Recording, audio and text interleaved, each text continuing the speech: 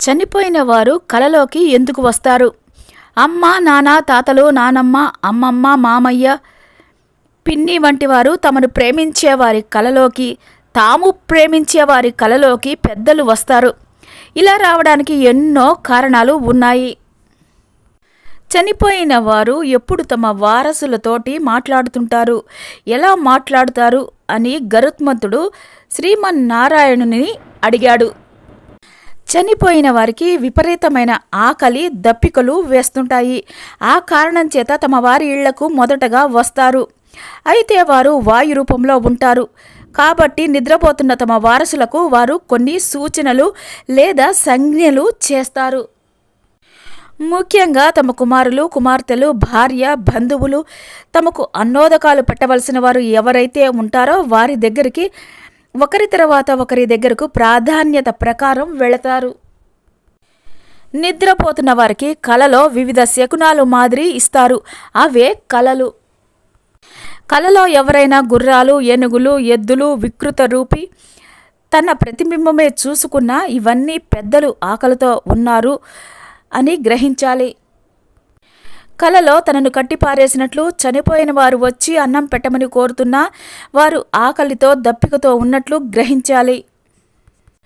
కలలో తాను తింటున్న ఆహారాన్ని ఎవరో వచ్చి లాక్కున్నా, తాగుతున్న దాన్ని లాక్కుంటున్నా పెద్దలకు ఆకలి దప్పులు కలుగుతున్నాయి అని గ్రహించాలి. కలలో ఎద్దును ఎక్కి వెళ్ళినా లేదా ఎద్దులను తోలుతున్నట్లు వచ్చినా, ఆకాశంలో తాను ఎగురుతున్నట్లు లేదా ఒక తీర్థానికి దప్పికతో వెళ్ళినా తమ పెద్దలకు ఆకలి దప్పులు ఉన్నట్లు గ్రహించాలి.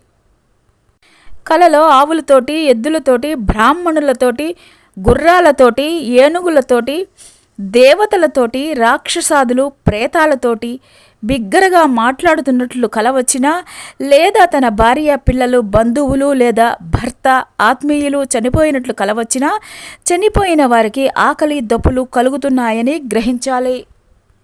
ఆకలి దప్పులతో ఇతరులను అడుక్కుంటున్నట్లు కల వచ్చినా పెద్దలకు ఆకలి దప్పులు కలుగుతున్నాయి అని గ్రహించాలి. కలలో తన కుమారుడు పశువులను తోలుతున్నట్లు లేదా తండ్రి, సోదరుడు, భార్య మొదలైన వారిని ఇంటి నుంచి వెళ్ళగొడుతున్నట్లు కల వచ్చినా మేలుకొన్నాక పెద్దలకు కనీసం తిల తర్పణాలు అయినా విడవాలి. ఈ విధమైన చిహ్నాలు కలలో కనిపించటం పెద్దలు తమతోటి ఆకలి దప్పులు అవుతున్నట్లు చెప్పారు అని గ్రహించాలి. నిద్ర లేచిన వెంటనే తలారా స్నానం చేయాలి. గృహంలో కానీ లేదా పవిత్ర ప్రదేశంలో కానీ, తీర్థం దగ్గర కానీ వెంటనే తర్పణాలు వదలాలి. నల్లటి ధాన్యాలు, మినుములు వంటివి బ్రాహ్మణులకు దానం చేయాలి. వేద పండితులు లేదా స్మార్తులను పిలిచి వారికి స్వయం పాకం ఇవ్వాలి. అంటే బియ్యం, పప్పు, ఉప్పులు ఇచ్చి దక్షిణతోటి నమస్కరించాలి. ఈ విషయాలన్నీ విష్ణుమూర్తి గరుత్మంతుడికి చెప్పాడు.